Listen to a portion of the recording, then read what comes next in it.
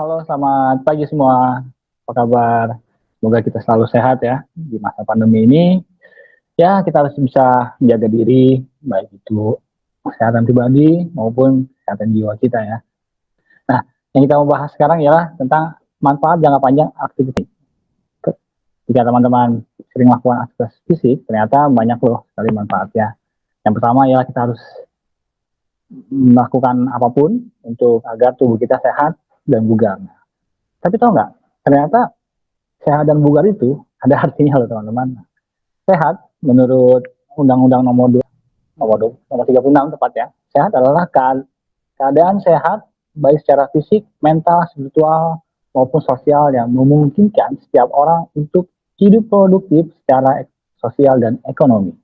Nah, jadi kalau kamu sehat itu bukan cuma fisiknya aja, tapi secara mentalnya juga, secara spiritual, ya.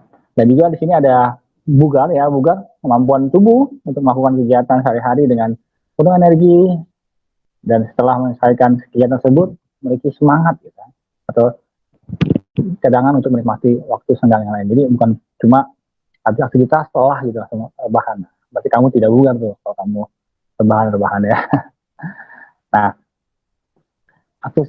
aktivitas fisik sendiri memiliki 3 kategori ya, itu ringan, sedang maupun berat.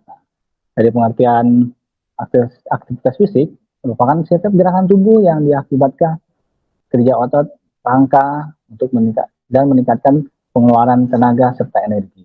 Jadi setiap kita bergerak itu pun disebut aktivitas ritmik. Banyak mungkin aktivitas fisik kayak gitu. Wah, yang gangguannya nggak apa-apa. Ya, jadi aktivitas fisiknya banyak, kita naik tangga, turun, terus naik sepeda, atau mungkin beres-beres rumah pun termasuk aktivitas fisik. Ya. Nah, ternyata manfaat aktivitas fisik itu banyak teman-teman. Dari mulai satu mengendalikan berat badan, jelas banget gitu kalau kita rajin olahraga ataupun sering aktivitas, berat tubuh kita akan lebih ideal dibandingkan yang sering rebahan aja, kalau rebahan.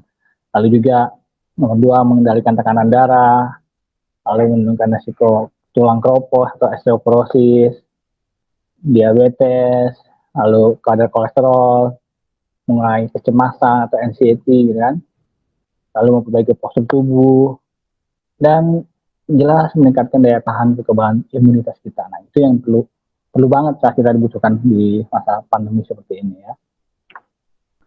Aktivitas yang kita bisa lakukan di rumah banyak. Contoh, nah kita kalau kamu suka berkebun, kamu bisa menyirami tanaman atau bermain dengan adik, saudara. Ataupun yang paling gampang ialah kalau bisa kamu jangan semua by remote gitu ya. Kalau menghidupkan TV kamu geraklah, jangan pakai remote, udah santai gitu kan. Sekarang itu zaman canggih gitu, tapi kamu tetap harus beraktivitas, bergerak ya, harus bergerak. Mungkin kamu bisa bantu ibu kamu atau beres-beres rumah, ngepel mungkin, atau setrika pakaian. Itu pun termasuk aktivitas yang cukup baik kamu dapat lakukan di rumah. Ataupun sekarang lagi zamannya TikTok, kalian bisa dance tarian TikTok, itu pun salah satu aktivitas yang membuat menyenangkan gitu kan. Jadi sambil olahraga kecil tapi juga menyenangkan ya. Ataupun sekarang kalau kamu lihat banyak orang yang sepedahan, nah sekarang zamannya sepeda nih, biker gitu ya, jalan-jalan sepeda sore ya, itu termasuk yang seru juga ya, dengan keluarga, mungkin dengan teman-teman dan komunitas. Tapi ingat, jaga jarak dan pakai masker. Nah, kembali ke yang tadi, manfaat aktivitas fisik. Yang pertama ialah jelas untuk mengendalikan berat badan. Kenapa? Karena kelihatan banget gitu, yang sering olahraga ataupun sering gerak ataupun tidak gerak itu pasti tubuhnya atau fisiknya akan sedikit berubah. Apalagi kita pernah bahas di materi sebelumnya tentang menghitung kalori harian, manfaat kalori itu, atau kita asupan kalori kita berapa, apabila kita tidak dikeluarkan atau dibakar, itu akan menumpuk dan menjadi lemak gitu ya teman-teman. Kalau lemak terlalu banyak, itu akan menjadi obesitas ya. Konten ini bukannya untuk untuk bullying atau body shaming pada orang-orang yang gemuk gitu ya. Jadi kita pengetahuan aja. Apabila kamu gemuknya masih normal, tapi apabila berlebihan, kamu akan menjadi obesitas. Nah, obesitas di sini kita tahu adalah keadaan penumpukan lemak berlebihan pada tubuh yang beresiko terhadap kesehatan. Jadi kalau cuma gemuk-gemuk dikit gitu kayak gini gitu, oke ya masih pada toleransi ya. Tapi kalau udah terlalu besar itu akan banyak resiko untuk kesehatan kita. Dampaknya jelas banyak, kita banyak ada penyakit stroke, lalu asma, ginjal, prostat, varises, asam urat, gula dan lain diabetes. Pokoknya banyak banget dampak dari obesitas tersebut. Teman bisa bisa lihat dan bisa pelajari juga kira-kira apa aja sih. Nah, lalu pun selain dampak untuk kesehatan kita juga ada dampak sosial, ya kan? Dampak sosialnya. Dampak sosialnya ialah mungkin karena malas gerak terus badannya itu terlalu besar atau terlalu berat gitu ya.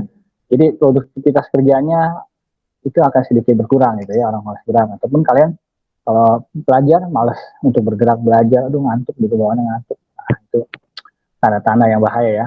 Lalu kalau kamu punya lawan jenis, punya suka lawan jenis gitu kan, tarikan lawan jenis, kamu kan kurang pede gitu tampil di depan gitu kan, untuk cari baju aja susah gitu kan, ukurannya harus betul-betul berbeda dari yang pada umumnya gitu kan. Nah, lalu ya biasanya kalau udah malu, minder gitu kan, jadi dia biasanya pada itu akan menarik dari pergaulan atau ya sedikit menjauhi lah gitu. Tapi enggak juga sih, ada juga yang cuek gitu kan. Nah, tapi pada umumnya kita bahas pada umumnya ya teman-teman. Nah, tanda atau gejala seseorang mengalami atau berisiko obesitas. Pertama, ialah adanya keluhan seperti menengkur atau sering nyeri pinggul. Ya, mungkin karena nyeri pinggul itu karena beban tubuhnya lebih berat, jadi otot di pinggul tungkainya agak sedikit kelelahan, jadi dia akan lebih sakit pinggang, sakit pinggul. Lalu lemak yang jelas ada di dada, di leher, di muka, di tangan tuh lemak yang berlebihan. Ya, itu tanda-tandanya sudah mulai, aduh gemuk ya, kalau kamu ngaca, aduh kok bisa saya tembem atau gimana. Oke. Lalu yang ketiga ya jelas kita mungkin harus gejalanya stres, pusing gitu, ataupun gen genetik keluarga kamu itu rata-rata big size atau ukurannya besar, berat badannya tinggi besar-besar itu ya. Nah, jadi banyak tanda atau gejala apabila seorang mengalami obesitas itu.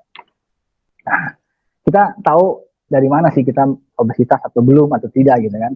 Nah, sebenarnya ada dua metode yang paling sederhana. Yang pertama ialah kita menghitung indeks massa tubuh atau IMT atau bahasa Inggrisnya body mass index BMI. Ataupun yang kedua ialah paling gampang mengukur lingkar pinggang dan lingkar pinggul. Nah, itu salah. Nanti saya ya nanti dirubah ya. Pinggul. Nah, pinggulnya nanti dirubah. Kenapa?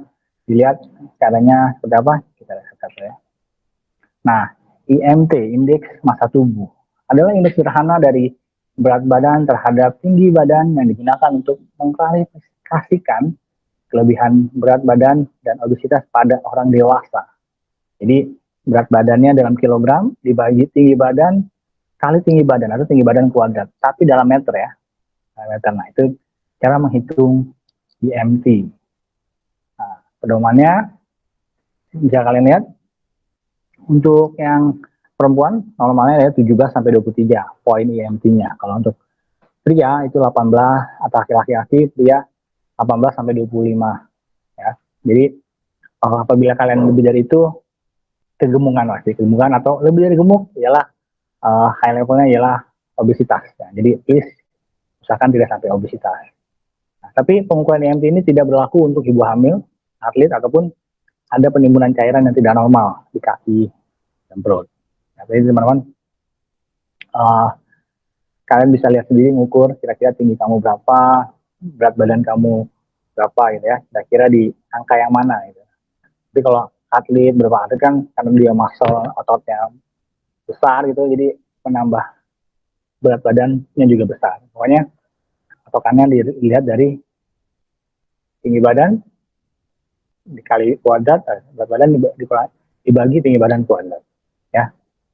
Lalu cara yang ini contohnya, contoh menghitung IMT, misalnya ada seorang pria tingginya 1,7 meter, ya Mister namanya Mister X gitu kan, berat badan dia 78 kg. Nah, kata kalian hitung hasilnya adalah 29,7 ya, 29,7, dan dia kegemukan. Dia harus mengurangi asupan kalorinya, dan harus aktivitas fisik yang lebih baik, olahraga dan lain-lain.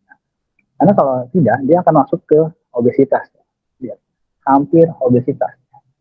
Ya, sungguh bahaya sekali ya. Nah, lalu yang kedua ialah lingkar pinggang dan pinggul. Seperti yang kalian lihat, ya kalian kalau ada meteran baju, kalian bisa ukur sendiri kira-kira lingkar pinggang kalian itu berapa. Nah, bagi perempuan idealnya ialah di bawah 80 cm. Bagi para laki-laki itu di bawah 90 cm. Ya, jadi kalau kalian ada lemak di samping pinggangnya itu juga tanda-tanda, karena pinggang itu merupakan lemak di pinggang itu merupakan penumpukan lemak yang kalori berlebihan. Kita pernah bahas di yang materi kalori, nanti kalian bisa lihat di link video sebelah ya, tentang bagaimana menghitung kalori ataupun kalori harian. Ada beberapa penyebab seseorang terkena obesitas. Pertama jelas pola makan.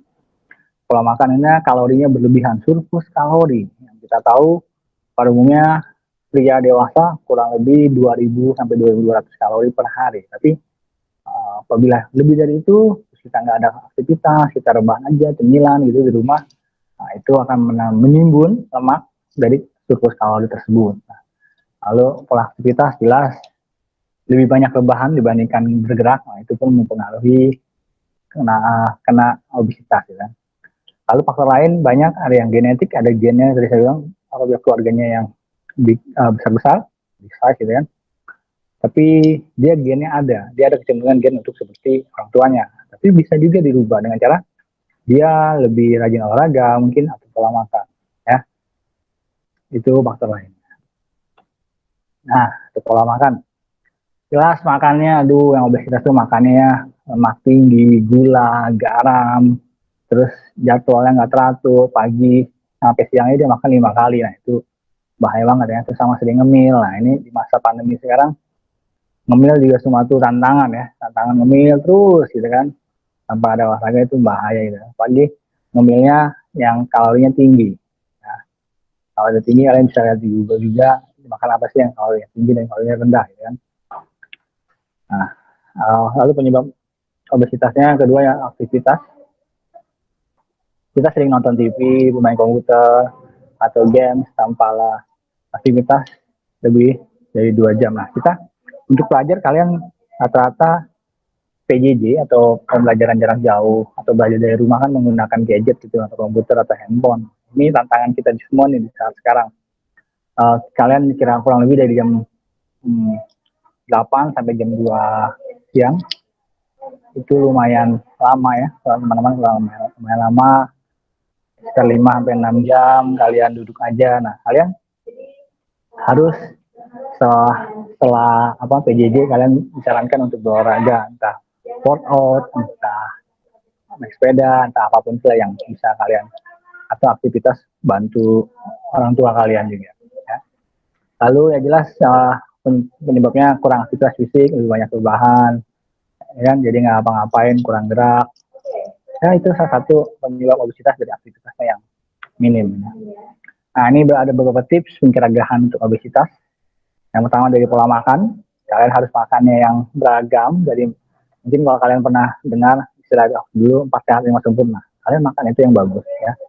Jadi karbohidrat. Lalu yang kedua dengan karbohidrat yang kompleks seperti padi-padian, umbi-umbian, itu yang kadar gulanya rendah ya.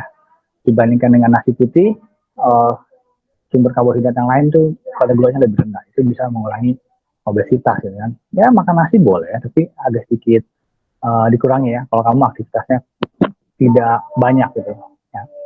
Lalu sayur-sayuran jelas juga ya, pokoknya membatasi lemak, gula, apalagi alkohol itu harus dikurangi atau dibatasi atau dihilangkan ya, teman-teman. Kalian bisa baca di sini.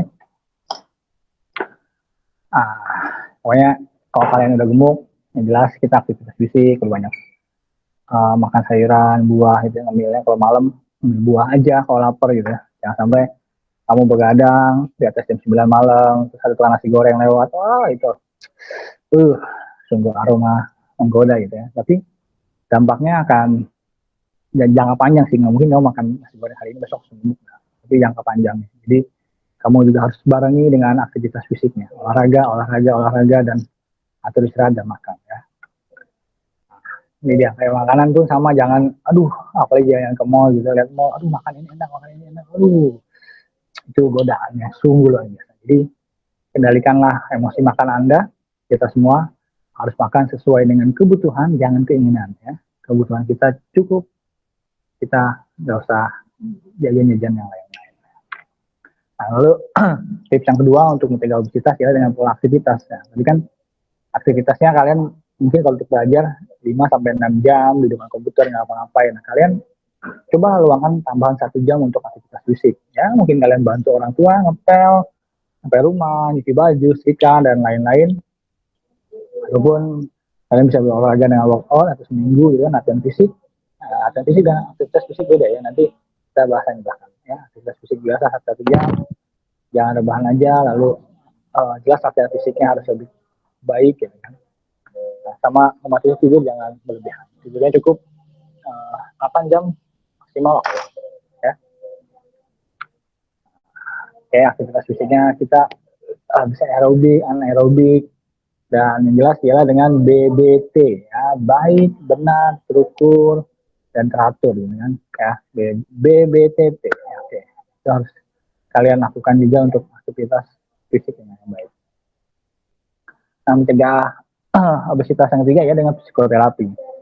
Psikoterapi ya bisa membantu motivasi kita secara kejiwaan gitu kan, bagaimana untuk mengurangi rasa untuk makan dan lain-lain, itu bisa dengan psikoterapi. Ataupun dengan pengobatan, apabila kita IMT-nya sudah lebih dari 30, itu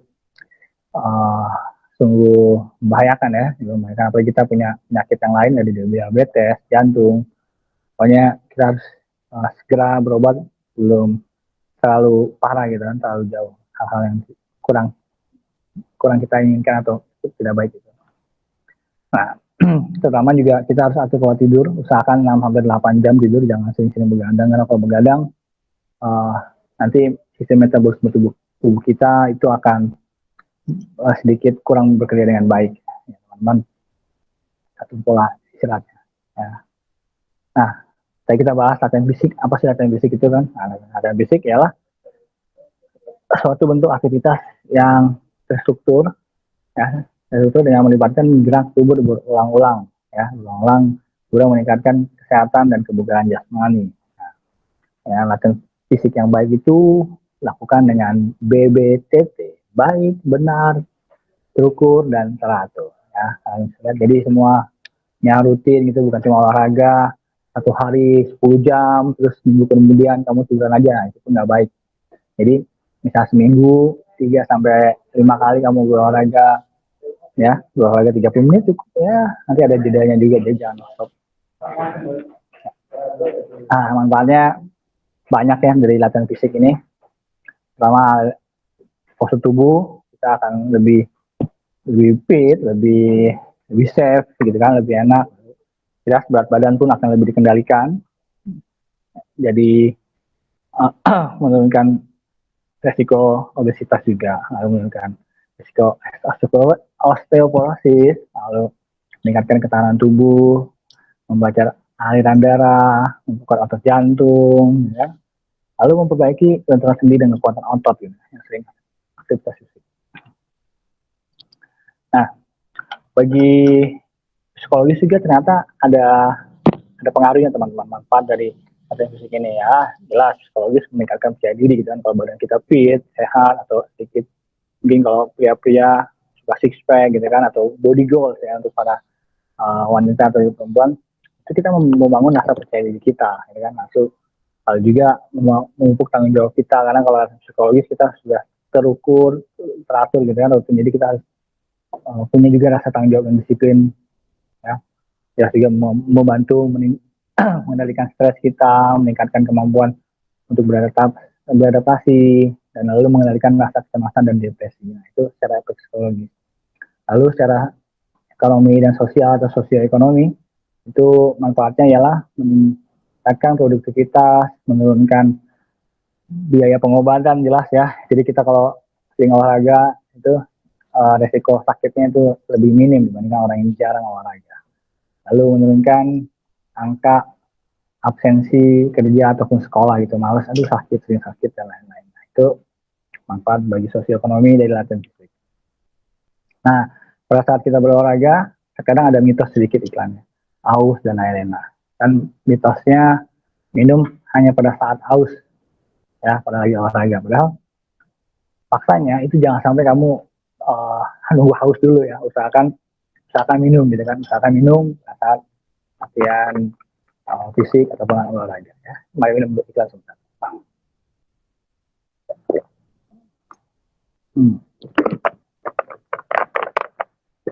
Minum bagus menghindari dehidrasi. Oke, nah ini tips mencegah obesitas bagi kita atau bagi teman-teman semua yang masih anak-anak maupun remaja. Ingat nggak remaja kemarin usia berapa? Ya, 10 sampai 19 tahun atau 10 sampai 24 tahun tapi belum menikah. Ya, sesuai dengan pengertian remaja itu usia remaja dari mana? Dari Kemenkes kah? Dari BKKBN atau maupun dari WHO. Ya, overall di bawah 19 tahun lah untuk remaja.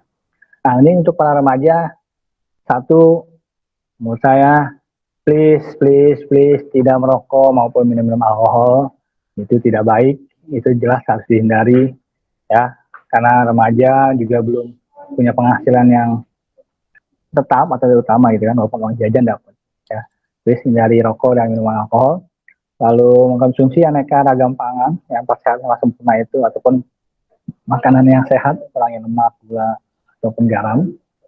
Lalu juga hindari minuman soft drink ataupun fast food. Nah, fast food itu kalau kamu bisa buka di Google, kalorinya sungguh luar biasa tinggi banget gitu kan, tinggi banget untuk makanan junk food atau fast food gitu ya.